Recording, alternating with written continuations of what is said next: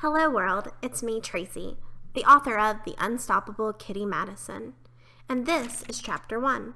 Enjoy! Hi, my name is Catherine Elizabeth Madison. Boring, I know. That's why I go by my nickname, Kitty. I am 11 years old and a normal kid just like you. I live at home with my family, ride a school bus, and go to public school. I have two best friends, Nina and Leo. We hang out as much as our parents will let us. I love to read, watch television and movies, listen to music, and shop. But I am also different too. I am blind. Hey, don't feel sorry for me. We are all different. No two kids are the same. That's supposed to be a good thing, right? I am proud to be just me, Kitty Madison. I always seem to run into obstacles, things that seem impossible to do, but I always find a way to get through them. I may be blind, but that won't keep me from following my dreams. I am unstoppable. Sometimes other kids or adults think that I can't do something because I am blind, but I always prove them wrong. One such day last year, as I walked into the cafeteria, I could hear many noises. The cafeteria was seriously crowded, and I could hear kids talking and eating. I could smell lunch too.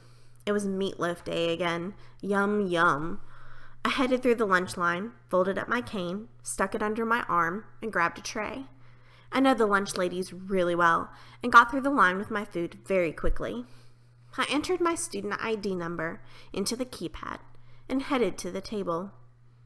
As I neared the usual table, I recognized two familiar voices as Nina and Leo. I walked in their direction and called out their names. "Hey, Kitty, we saved you a seat," Nina called back, and I could hear the screech as she pulled out the chair next to her for me to sit down. I sat down and put my folded cane under my chair. They both said hi, but I could tell something wasn't right by the tone of their voices. "What's up?" I asked. They didn't say anything, so I asked again. "Come on, guys, I can't read your minds." After a long pause, Nina spoke up. "Sorry, Kitty, it's just that Lindsay has invited our entire class to the movies for her birthday." "Oh, I feel so sorry for her," I said.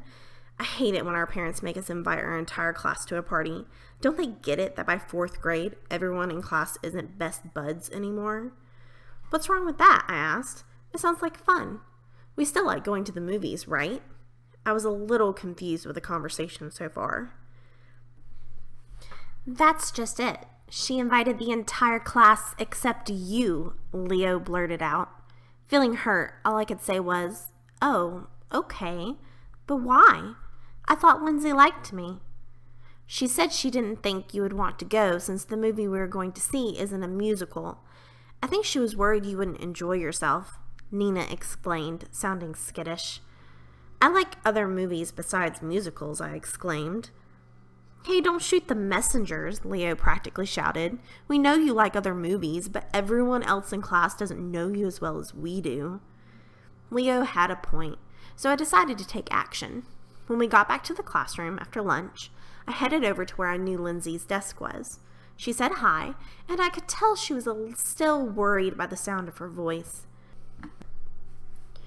Before I could chicken out, I said, "Hi, Lindsay. I heard about the class going to the movies for your birthday. I think my invite must have just got lost, so I wanted to tell you in person that I'd love to go." "Oh, well, of course, it must have got lost. I would love for you to come along. Everyone in class is invited, of course," she replied, sounding less nervous.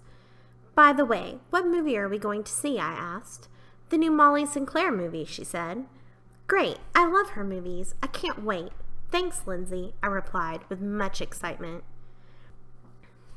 I walked away feeling much better about everything. That afternoon, I told my mom about the party, and she helped me call the theater. Things need to be especially organized with a specific movie and the theater's show times. We called Lindsay's mom to coordinate the time of the show. Luckily, it worked out with the time and day of the film we were wanting to see. Everything was set up, and I was really excited about the weekend. That Saturday, my mom dropped Leo, Nina, and myself off in front of the theater. Once everyone was there, they all got in line to buy their tickets. Meanwhile, I began to walk towards the door to go inside. Lindsay called out my name. "Hey, Kitty, you're going the wrong way. The line for the ticket booth is this way." She tried to grab my shoulders and steer me in the right direction, which unfortunately people do a lot. For future reference, never just grab someone who is blind out of nowhere. After recovering from the shock of being grabbed unexpectedly, I politely pulled away and said, "Thanks, Lindsay, but I already reserved my ticket. I need to go inside to get what I need." Lindsay sounded a little confused as I heard her back away from me and say, "Oh, sorry.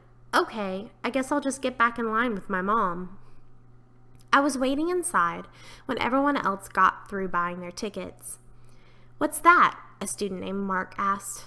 "Oh, that's just her headset," Leo replied for me. "Headset? For what?" Lindsay asked.